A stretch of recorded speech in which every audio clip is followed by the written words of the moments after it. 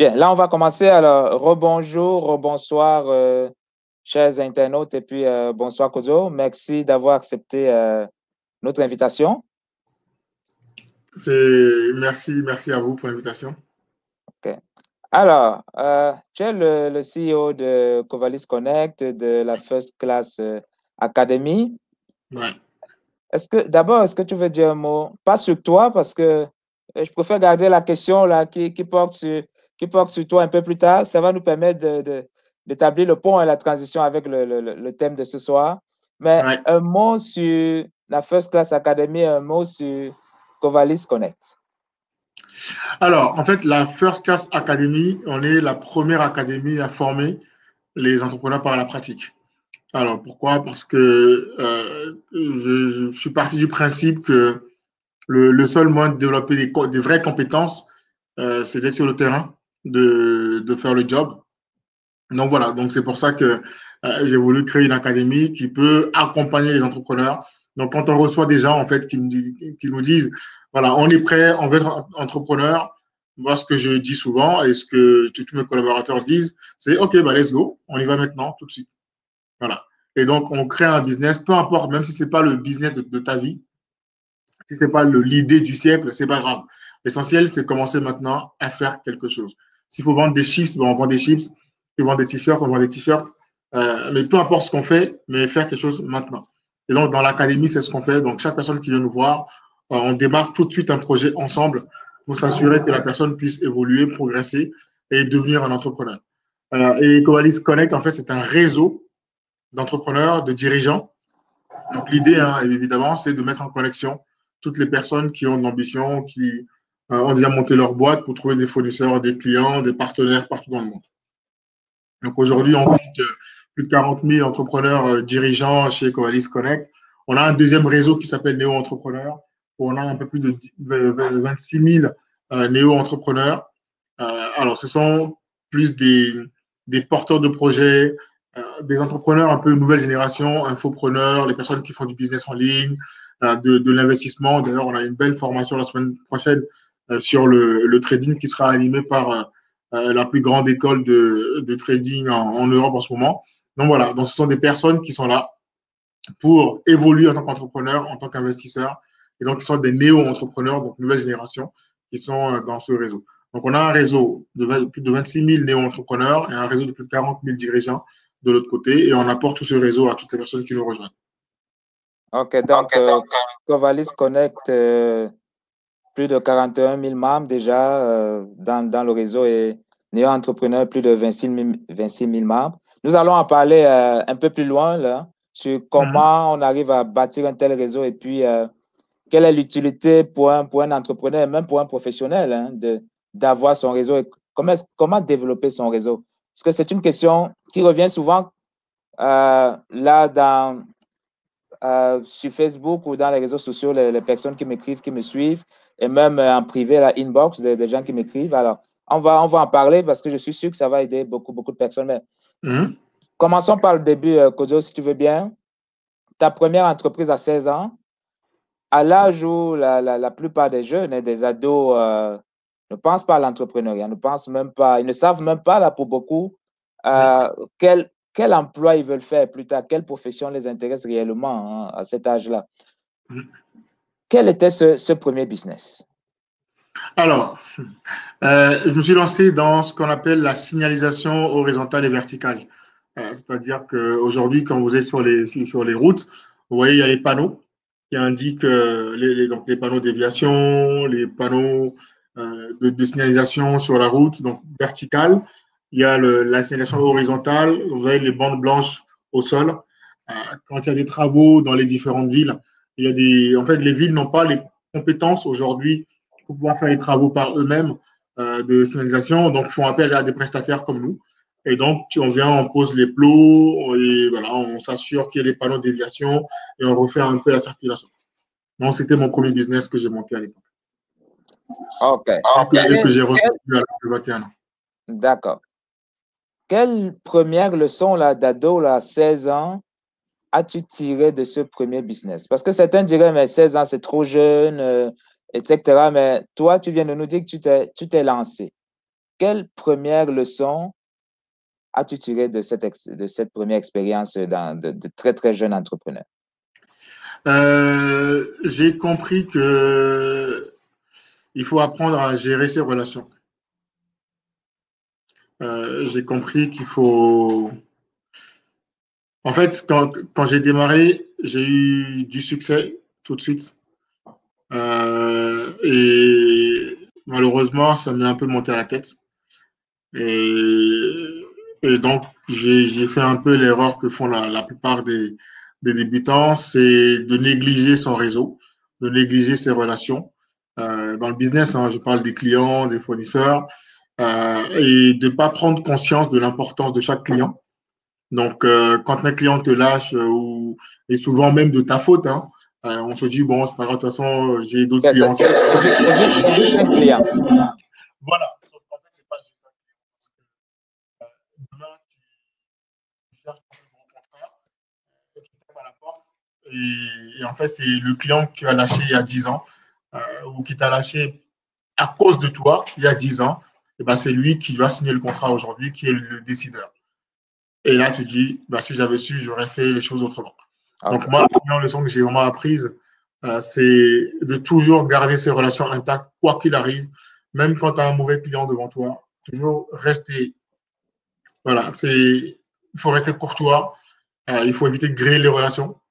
Et ce que je dis souvent, c'est que, en fait, il ne faut jamais détruire un pont, parce que tu ne sais pas quand tu vas devoir repasser dessus.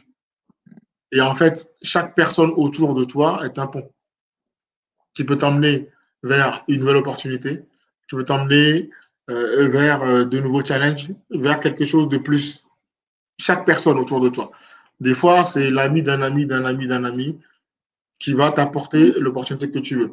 Des fois, l'exemple que je donne, par exemple, aujourd'hui, tu as un client qui t'envoie une de ses commerciales ou voilà, la personne qui décide.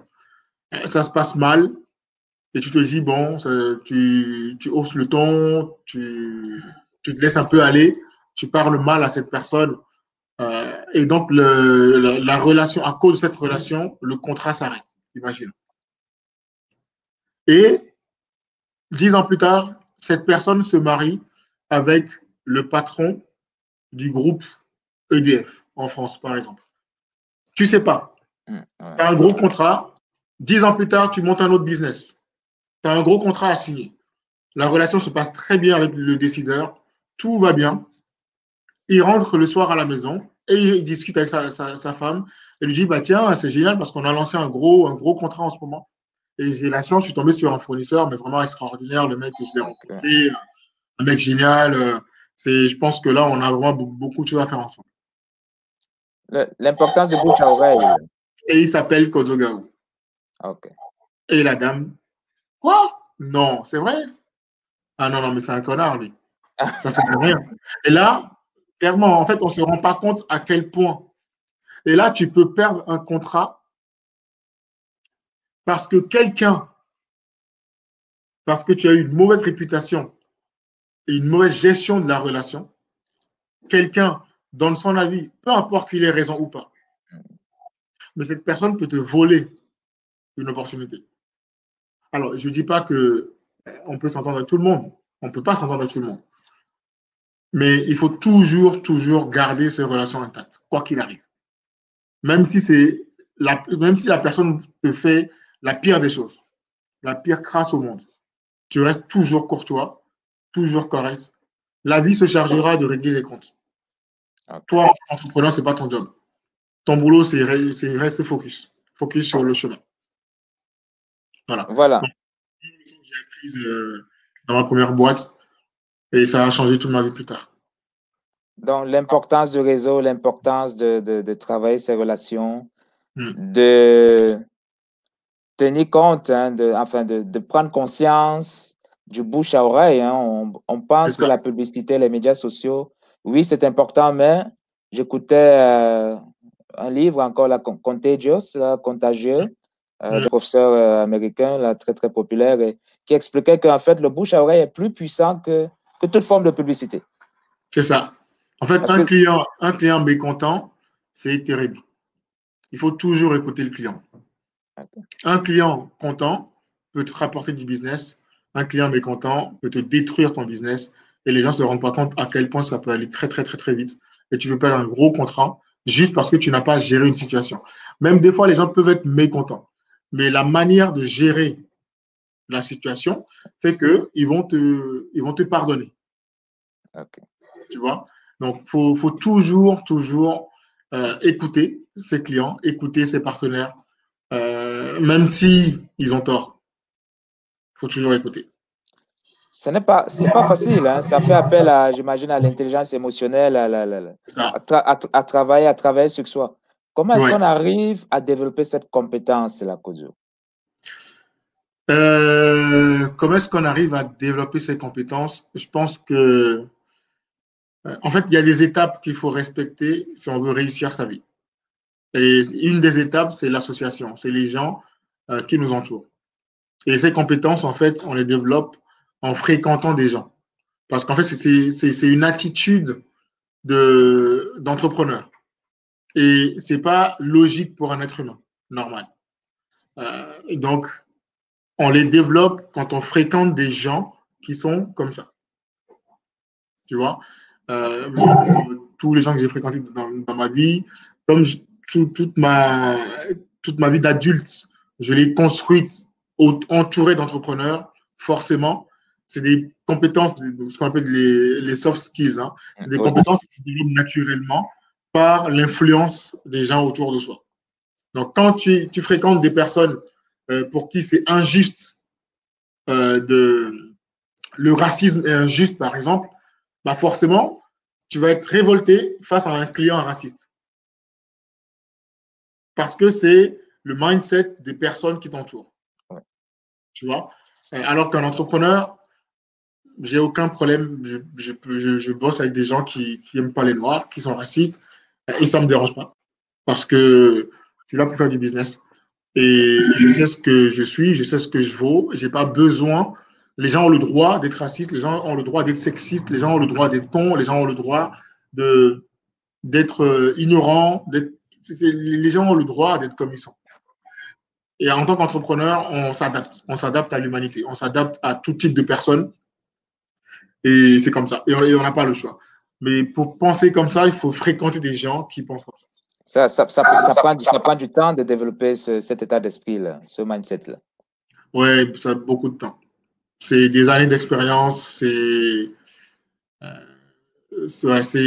la volonté, mais ouais, il faut des années. Ouais. Il faut des années pour être capable de revenir parler à quelqu'un qui t'a fait une crasse. OK, c'est bon. Et là, ça, c'était les leçons de ta première expérience. Dans la vingtaine, tu as mis sur pied ta deuxième entreprise. Ouais. Quelle était cette deuxième entreprise et puis quelles compétences cela t'a demandé? Alors, la deuxième entreprise a mieux marché que la première parce que j'avais appris beaucoup de choses avec la première. Donc, la deuxième, c'est donc l'informatique. Alors, j'ai eu mes diplômes d'informatique. Donc, j'ai monté une boîte de services informatiques.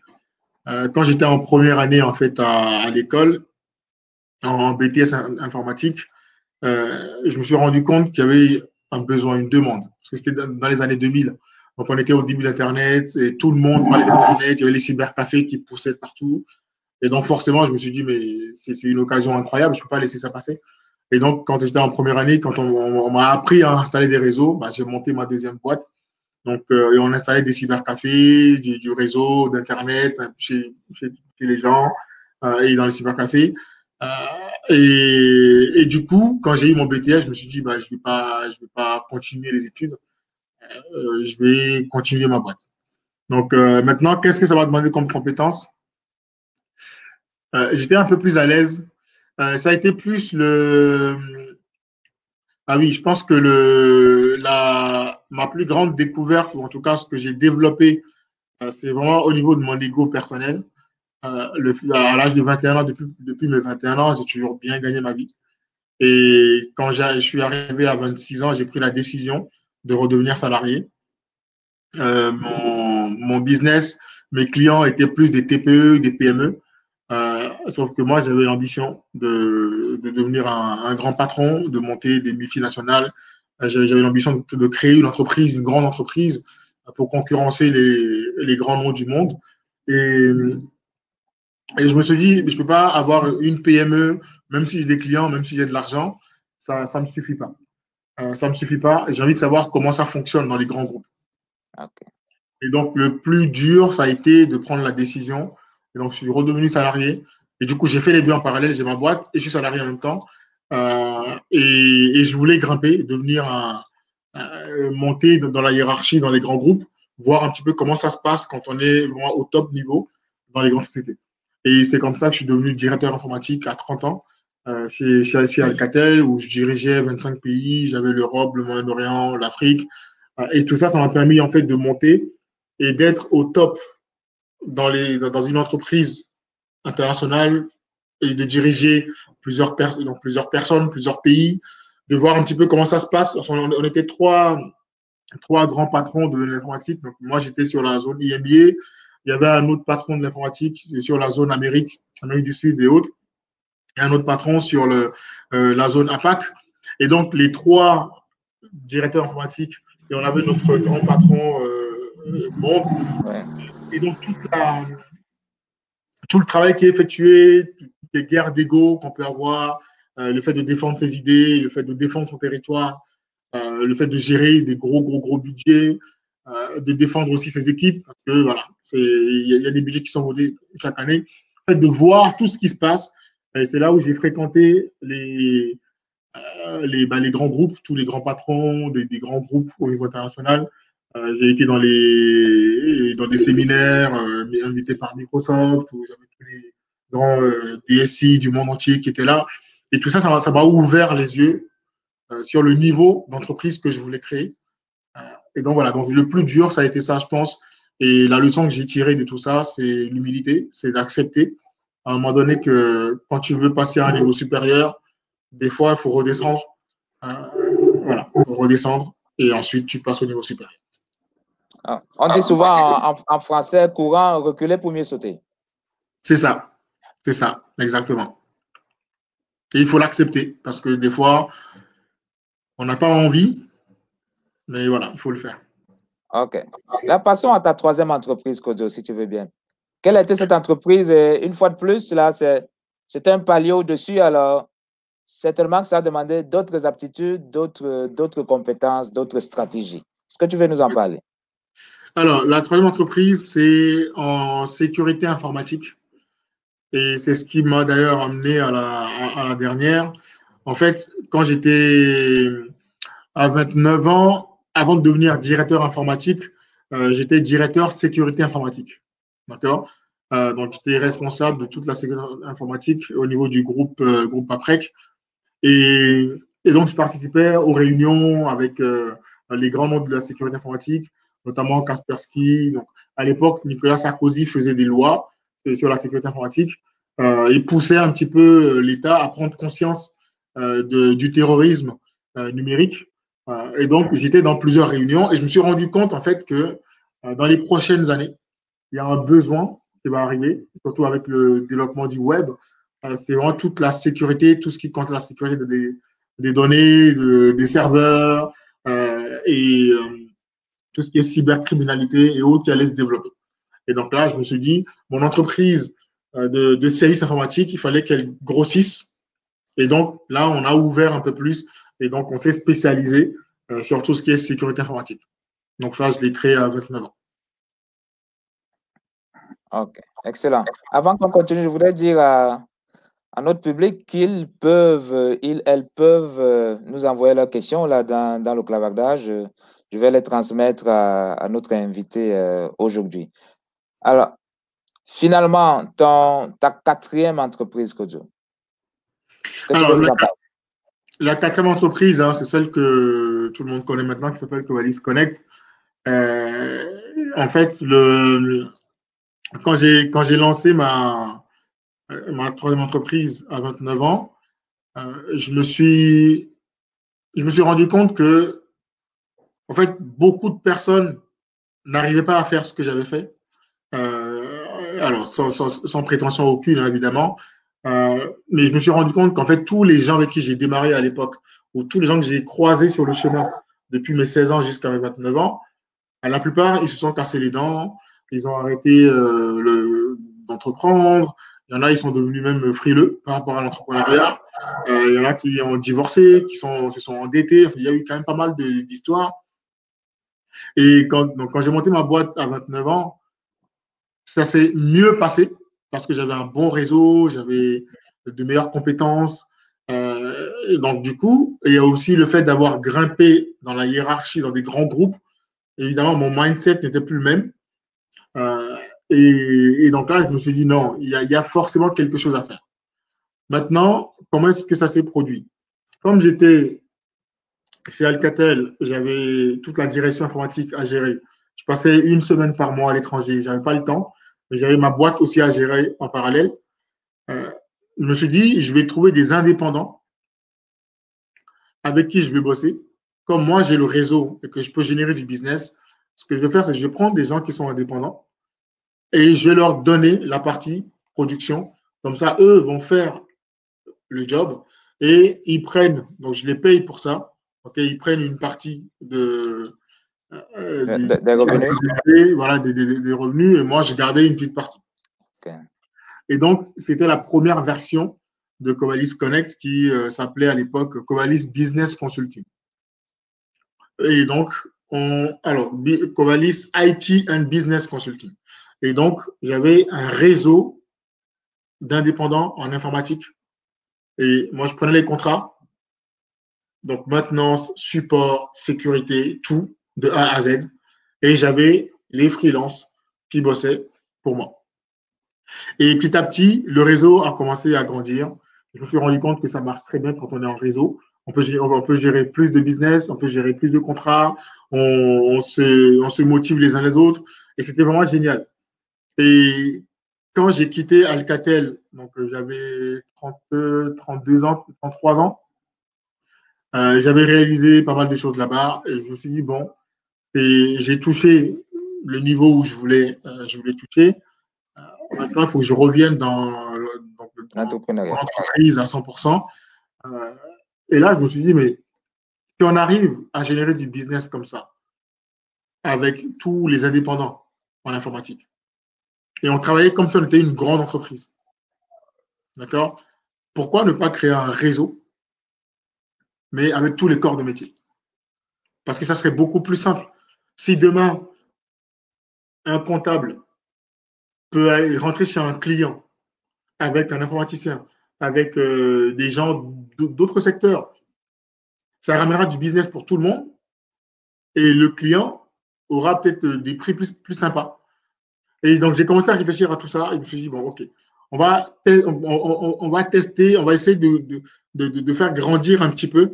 Donc, le Covalis IT Consulting, on a racheté le Covalis IT and Business Consulting. Donc, on a commencé à implémenter les services business, notamment tout ce qui est comptabilité, gestion, finance, tous les services dont une entreprise a besoin. Et donc, en tant que réseau, on prend du business et quelles que soient les problématiques de l'entreprise, on peut prendre le contrat. Donc, en fait, on signe les contrats avec n'importe quelle entreprise et à l'intérieur, les membres du réseau, on avait les compétences pour pouvoir faire le boulot. Et donc, j'ai vu que ça a bien pris, ça a bien marché, on faisait de l'argent. Et là, je me suis dit, mais il faut dupliquer ça. Il faut créer quelque chose de beaucoup plus grand. Et c'est comme ça que, voilà, à 35 ans, j'ai transformé ça en Covalis Connect. Et donc, avec la plateforme, avec tout le système et tous les services qu'on a aujourd'hui. Et donc, D'accord. Merci, Kojo. Dans un moment, nous parlerons de la version actuelle de Covalis Connect et des avantages pour les personnes qui sont professionnels, entrepreneurs, d'y être. Mais celles qui nous regardent sont probablement encore des professionnels. En tout cas, il y a beaucoup qui sont des professionnels qui pensent à entreprendre, qui hésitent, qui ont des doutes, qui ont peut-être essayé et ça n'a pas fonctionné, qui sont devenus frileuses un petit peu. Comment passer, Kojo, du salariat à l'entrepreneuriat en mettant certains garde-fous? Parce que c'est souvent l'inquiétude de beaucoup. C'est très facile. Voilà, ma réponse, c'est que c'est très facile. En fait, tout le monde peut réussir. Si moi je l'ai fait, tout le monde peut le faire. Il y a quelques étapes importantes qu'il faut connaître et qu'il faut mettre en pratique. Mais c'est très, très, très facile. Tu veux que je détaille un peu plus? S'il te plaît, je crois que c'est une question qu'on me pose souvent, à laquelle je réponds avec l'expérience que j'ai, mais je crois que ce serait profitable, vu la vaste expérience que tu as, ce serait profitable pour notre public. Quelles sont ces étapes? Comment passer en minimisant les risques? Évidemment, il n'y a pas de risque zéro, mais en prenant certaines précautions, comment passer de salarié à entrepreneur avec succès? Voilà, l'idée, c'est ça. C'est comment réussir, quoi qu'il arrive. Tout à Comment fait. garantir on peut réussir. Euh, alors, la première étape, c'est la décision. D'accord? Beaucoup de gens pensent qu'ils ont pris la décision, mais ils n'ont pas pris la décision. Ils aimeraient bien réussir. Ils aimeraient bien aller de l'avant. Ils aimeraient bien devenir entrepreneurs. Ils aimeraient bien devenir investisseurs, mais ils n'ont pas pris la décision. Et comment est-ce qu'on prend la décision? Malheureusement, il y a deux choses qui peuvent nous faire prendre la décision. Soit par l'inspiration. On a vu quelqu'un qui nous a inspiré, quelque chose qui nous a inspiré, on a lu un livre, on a dit, mais waouh, moi aussi je veux être comme ça.